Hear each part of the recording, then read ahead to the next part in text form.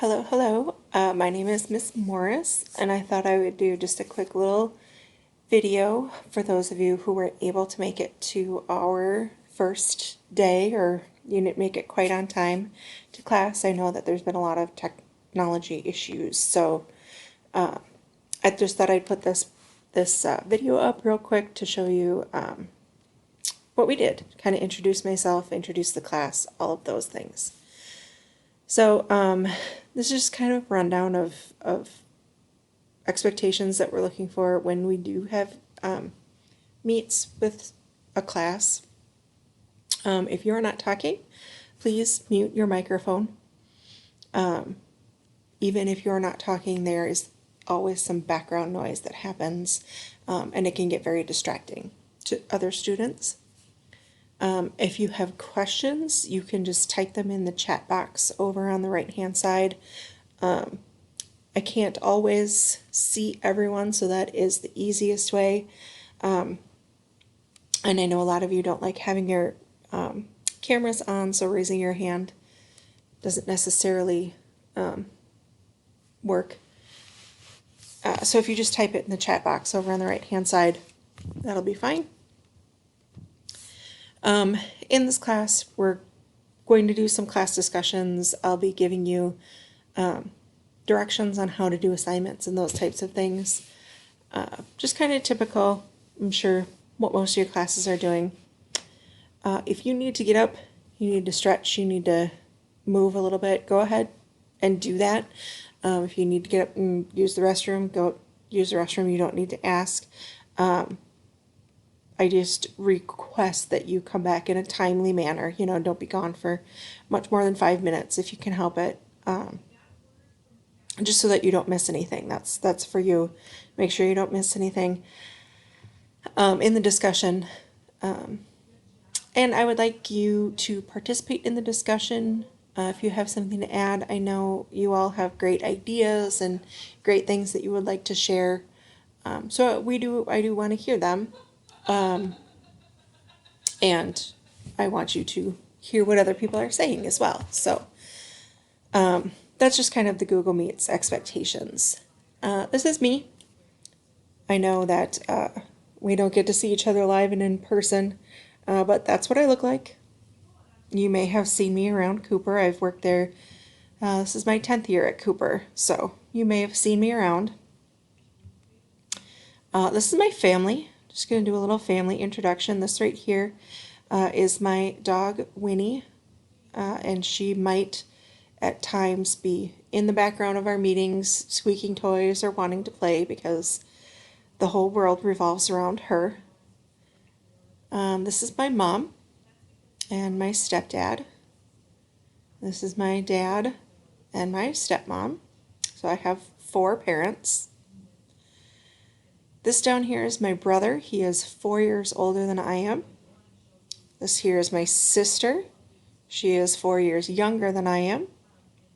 This is her husband, my brother-in-law, and these are their 2 kids. This is my niece and my nephew. My nephew just turned 5 in August, and my niece will be 7 at the end of the month. So that is my family. This class is an employment skills class. So we're going to talk about everything employment from your very first application, which I know some of you have probably already done, all the way up to retirement and everything in between. So I know some of you, like I said, have had jobs. Maybe you have jobs right now. That's great. Some of you have maybe never even filled out an application before. So we have all sorts of different levels right now, and that's great. We're going to work with all of them. So we're going to cover how to get a job.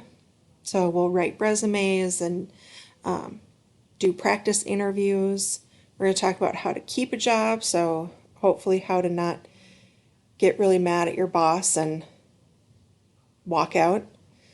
We're going to talk about your rights as an employee, your rights as a human being, and that kind of stuff. We're going to talk about some soft skills. So those are the things that you use at work that you maybe, they're a little bit harder to test or see. So like teamwork, for example, or problem solving. Those are all soft skills that are very useful in the workplace. We're going to talk about how to plan your career. So not just about getting a job right now, but your career, whatever you're going to do for the rest of your life, what you want to be when you grow up. We'll talk about how to plan that out. And then once you have a job and you're making money, we're going to talk about how to manage that money so that you have, that you can pay your bills. Like when you're ready to move out, you have money to pay for an apartment, you have money to pay for electricity and your phone and food and all of those things. We're going to talk about all that stuff and much more. We cover everything. I have quite a bit of experience in the work world. I have been working, since I was little. I was a Girl Scout and I sold cookies. I was a cookie salesperson as a Girl Scout. As soon as I got my driver's license, I started delivering flowers.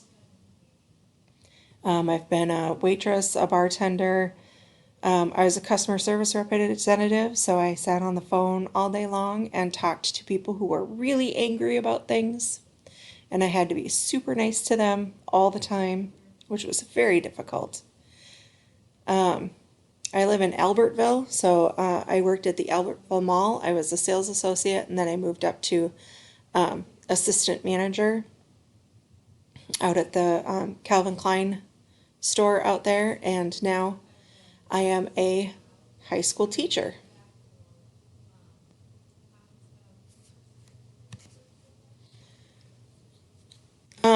This is, I know all of you have a plan to graduate from high school. If you didn't, you wouldn't be here, right? So this is just to show you that your high school diploma is worth $10,000 a year. $10,000 a year is the difference between getting a job without a high school diploma and getting a job with a high school diploma. Okay? And then because the world that we live in is like this, as you get more education, you will make more money. Typically. Now we all know that there are people out there who are making millions of dollars and maybe they didn't even graduate from high school. A lot of them didn't go to college for sure, and they're still making millions of dollars. And if you have the talent and whatever it is that it takes to do that, then by all means, I support you and go do that. Most of us, myself included, have kind of a medium amount of talent. We're good at stuff, but not the thing that's going to make us $1 million. And that's okay. And so we're going to be making kind of a medium amount of money, and that's what these are. These are averages. There are definitely people who have an associate's degree, which is a 2-year degree from like a tech school or a community college, who are making more than 39. Some of them are making more than me, and I have a 4-year degree.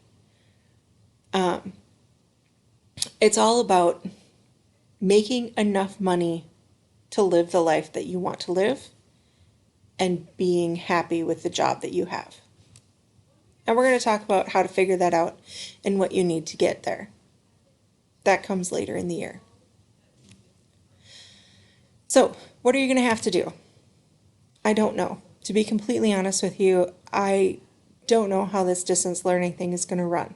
It's new to everyone. We're all figuring it out. Okay? We're going to try to do some class discussions, both live and in, Schoology, so that you don't actually have to talk. I know that makes some of you nervous, and that's okay. So we'll do them that way. We are going to have assignments to complete and turn in, so that's going to happen. There will be some videos to watch. Some of them I'll make like this. Some of them I'll take from YouTube. YouTube has a lot of educational stuff on it. Has a lot of not educational stuff on it as well, but the educational stuff we'll use, and then there will be some assessments, and it's an opportunity for us to be creative. You know, we're all kind of making it up as we go along, so it's an opportunity for us to try new things and to be creative about things. Some of the things that we work with, the programs that you are expected to know. Schoology, that's how you get all of your assignments. That's where you would have found this video, so hopefully that means you know how to use it. Google Meets, that is where we will be meeting on a 2 times a week basis. Google Docs and slideshows, a lot of times that's how we do our assignments. YouTube, you guys can watch YouTube videos, I'm sure. Edpuzzle, we might have some assignments in Edpuzzle. We'll learn how to use those. Flipgrid, we might use that. We might use other things. I'm not sure. You know, we might all learn something even more fabulous than any of these things, and that's what we'll use. We'll see. We'll be flexible and we'll learn it all together. Some expectations, I know I went through it up top, but just to remind you, I would like you to be on time when possible. I know technology sometimes is iffy. Keep your microphone muted unless you're talking. Wearing earbuds or a headset is nice because then it kind of cuts down on the amount of distractions and you can hear better. When it's your turn to speak, obviously unmute your microphone, otherwise we can't hear you. Try to find a quiet, distraction-free spot. I know sometimes it's hard. I myself am working at our dining room table right now, and I have a dog, and you know, there's a lot of things happening, but we just have to try to focus. Find a place where you're able to focus. Be attentive, listen to your teacher and classmates, be respectful. You know, you all are in high school. You know how to behave and how to act in a class setting. Be prepared with materials for learning. So basically, have your Chromebook. And then class behavior expectations. Again, you're in high school. I don't think I need to tell you how to behave. You all kind of know. One thing I do ask is that, again, that you're respectful, use school appropriate language and have school appropriate conversations while we're in our meets. And that is it. If you do have any questions, feel free to either send me a message on Schoology or email me. All that information is on the materials page of our class in Schoology. All right, have a good day.